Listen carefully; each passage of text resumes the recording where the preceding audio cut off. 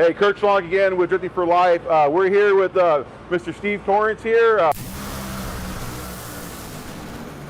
Straight and true to the finish line stripe, the Kilgore Express has done it again. A four-time NHRA top field champion. Awesome family. I just want to share with Steve what we're doing.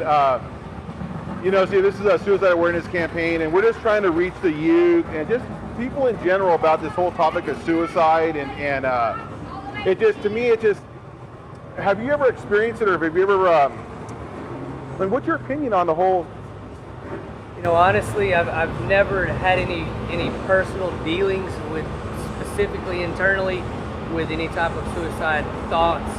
I have a super strong background of family and a support system that I'm so thankful and blessed for.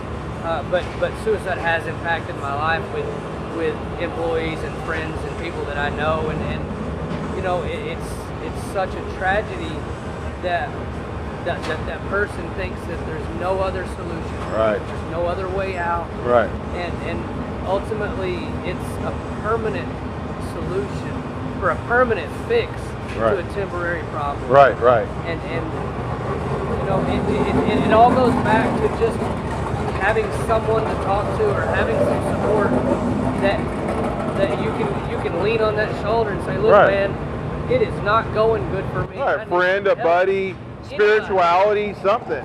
You know, the funny thing is a lot of people might not know, you know, everybody looks at you and they go, oh, look at big top fuel, big trailers, big, right?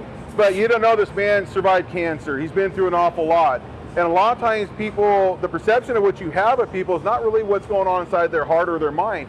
And the thing is, Steve, is like sometimes people, I just feel at times that, like you said, reach out, you know, put your arms around people, but sometimes there's just more. There's more to this world than what we're just living. I mean, there's so much more to everybody's background, to everybody's life.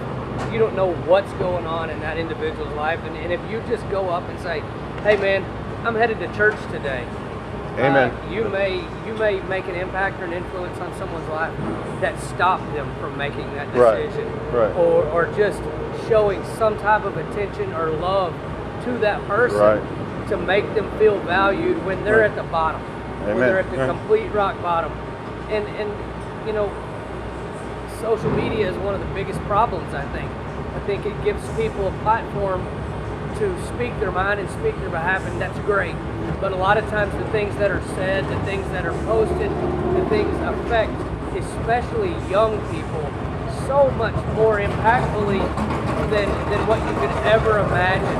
And instead of having someone to talk to, or even going to anyone, they internalize that, they compartmentalize it, and they let it eat at them. And it destroys them as a person, and they think the only way out is just to check out. I agree. And so I have a problem with that when people blast someone so bad. Well, that's happened to you. And I have. And sometimes when you're convicted, when you stand for your beliefs and your convictions and who you are, or you're just being a man, or you're just standing for what you believe in, if they don't agree with you, you're wrong. And then people, and then that festers inside you. And there's a lot of things that happen. And these poor kids nowadays, they can't get away from it. We talked about this earlier. You know, back in our day in high school or whatever, you had a problem. Hey, we're going to meet you out in the back. And that sounds like really funny, like old school stuff. Like, let's go meet in the back and go duke it out. But it really is the way it was. You know, you have a problem, you'd have to hide. Say you didn't want to get. I mean, Steve's a big dude here. I don't know. Me and him might go a couple of rounds, but I don't know. I might just steamroll him, just roll over him. No.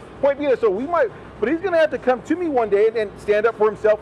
And then, if not, then he's just have to hide for 5 or 6 hours and then go home. But these kids nowadays, Steve, they can't get away from it. It's like 24/7. The phones are in their hands, and they almost. It's almost like a sense that's their worth at that time. You know that, and that's what I'm trying to. My message: we're both Christians here. Yeah. My thing is that people is like find spirituality, and I say this as a Christian, but like, you know, I don't care Buddha, I don't care if it's a tree, I don't care. Just find something to believe in yourself, because I believe the Spirit will work in you. And when that happens, it gives you that start to look for something else. Because if you have nothing, then, man, this world could be a rough place. It can be a rough place. It can be as rough as you want it to be. It can be rougher than you want it to be.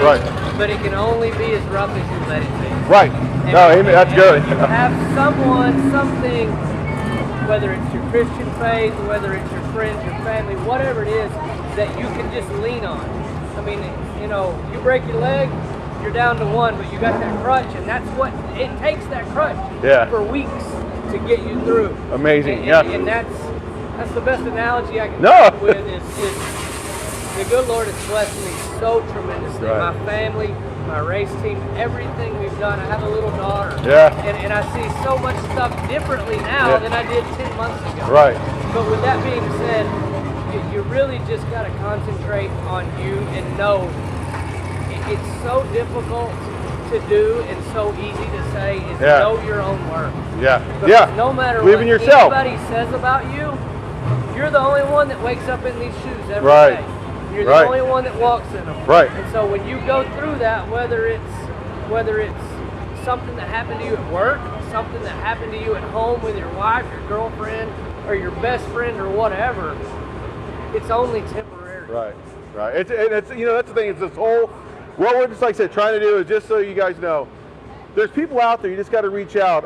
There's the helplines, and I'm not the kind of guy that necessarily call it helpline, but they got one cool thing that I do like. There's a text line out there, a suicide prevention line.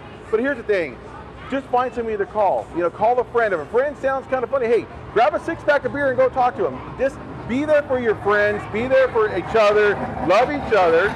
And I just gotta take the time right now to thank you for doing this. Let's wait. So there's active race cars going by for doing this. I see your in and out getting cold over there too. Anyways, but taking this time out. They're getting ready for a big race right now. We appreciate you. I appreciate taking this time out, and thanks for doing it for us, Steve. I really do.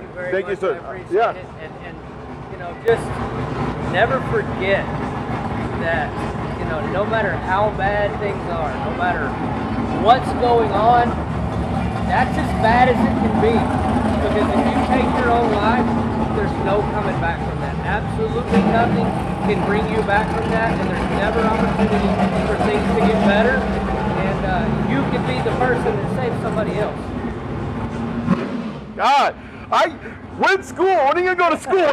When's the class open? Can I sit in the class? When I get the first seat? Dude, you're freaking good.